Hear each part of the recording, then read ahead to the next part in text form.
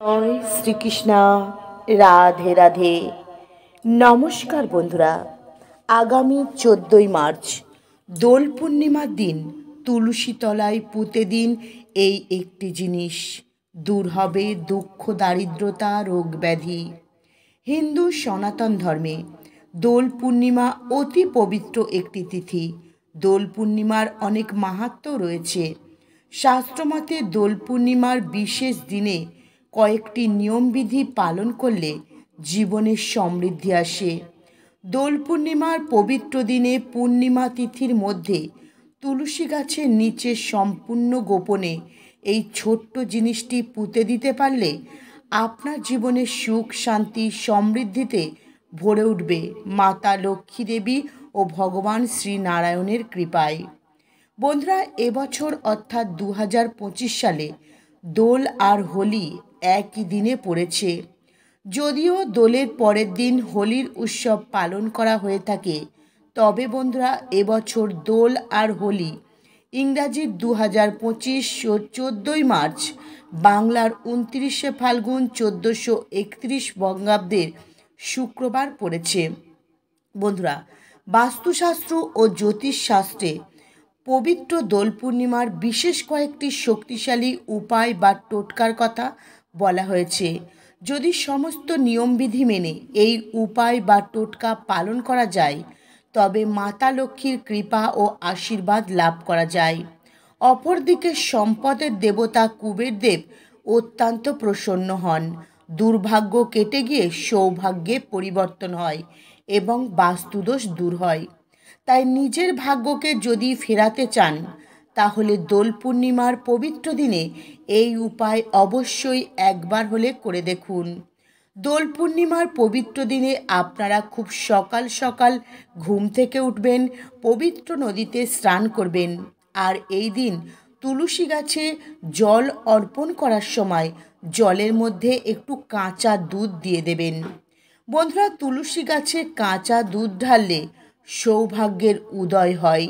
এর ফলে বাড়ি থেকে রোগ ব্যাধি, দুঃখ, দারিদ্রতা, অশুভ শক্তি যেমন বিদায় নেয়, তেমনি অর্থভাগ্য খুব তাড়াতাড়ি উন্নতি ঘটে। বাস্তুদোষ, আর্থিক সংকট, গ্রহদোষ, দাম্পত্য সমস্যা দূর করতে দোল পূর্ণিমার পবিত্র দিনের সন্ধ্যাবেলায় আপনি নিজের হাতে আটা দিয়ে একটি প্রদীপ বানাবেন এবং সেই প্রদীপের মধ্যে শুদ্ধ গাওয়া ঘি দেবেন, এক চুটকি হলুদ দিয়ে দেবেন এবং সেই প্রদীপটি তুলসী তলায় প্রজ্বলন করবেন। আর অবশ্যই প্রদীপটির মুখ যেন উত্তর দিকে থাকে। আর প্রদীপের মধ্যে যে হলুদ দেবেন, সেই হলুদ আপনাদের রান্নাঘরে ব্যবহার করা হলুদ কিন্তু কখনোই দেবেন না যে হলুদ রান্নার কাজে ব্যবহার করেন।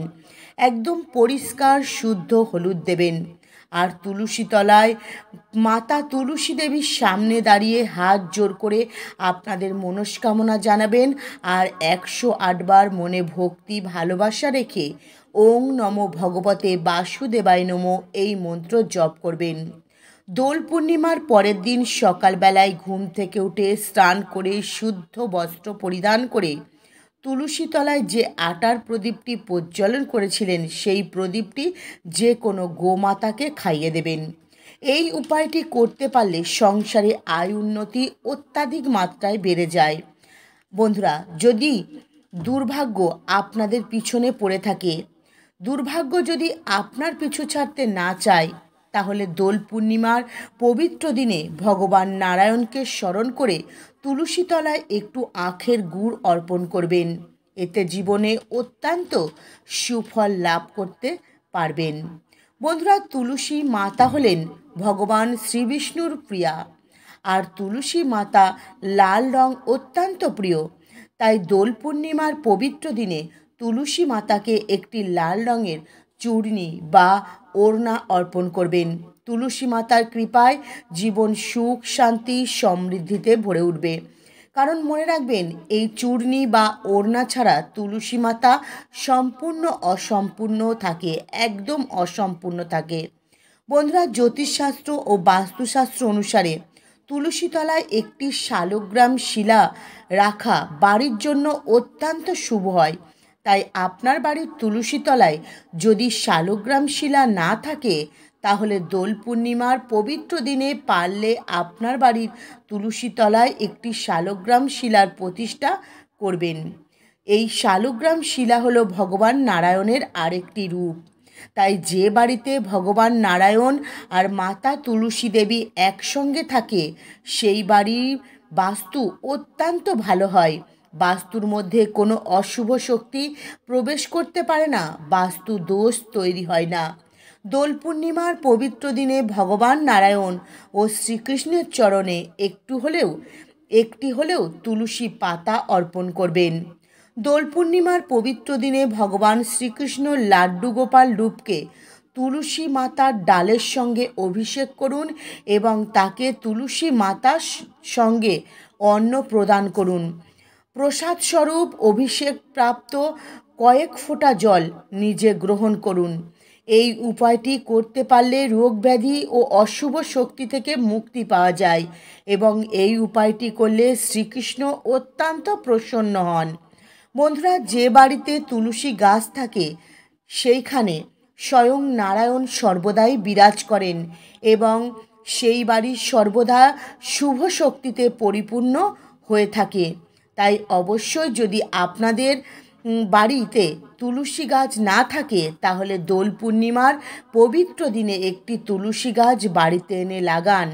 এতে বাড়িতে সুখ শান্তি সমৃদ্ধি বাড়বে, সৌভাগ্য বাড়বে, আর্থিক উন্নতি হবে এবং সমস্ত অশুভ শক্তি নষ্ট হয়ে যাবে।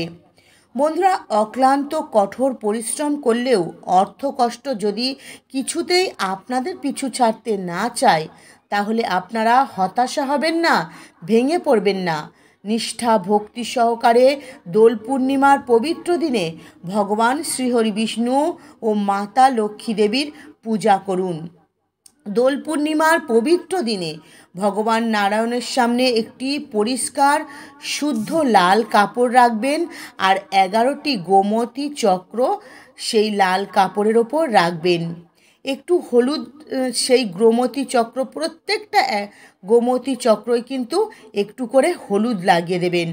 তারপর সেই 11টি গোমতী চক্র নারায়ণ ভগবানের সামনে লাল কাপড়ের ওপর রাখবেন আর নারায়ণ ভগবানের কাছে হাত জোর করে প্রার্থনা করবেন, আপনাদের মনস্কামনা জানাবেন অর্থভাগ্যের উন্নতির জন্য। আর মা লক্ষ্মী দেবীর বীজ মন্ত্র 11 বার জপ করবেন। বীজ মন্ত্রটি হলো ওং মহালক্ষ্মী নমঃ আর 11 বার ওং ভগবতে বাসুদেবায় নমঃ এই মন্ত্র জপ করবেন। জপ শেষ হয়ে যাওয়ার পর ওই গোমতী চক্রগুলি ওই লাল কাপড়ে ভালো করে বেঁধে নেবেন। তারপর ওই গোমতী চক্রগুলি আপনার বাড়িতে যেখানে ধন সম্পদ টাকা পয়সা রাখেন সেখানে যত্ন সহকারে রেখে দেবেন। এই উপায়টি করার ফলে আপনাদের আর্থিক সমস্যা জীবন থেকে চিরতরের মতো বিদায় নেবে। আর্থিক দিক থেকে আপনারা আস্তে আস্তে মজবুত হয়ে উঠবেন। বন্ধুরা, যদি ধন সম্পদ লাভ করতে চান তাহলে দোল পূর্ণিমার পবিত্র দিনে এই উপায়টি অবশ্যই করুন। ভীষণই চমৎকারী একটি উপায়।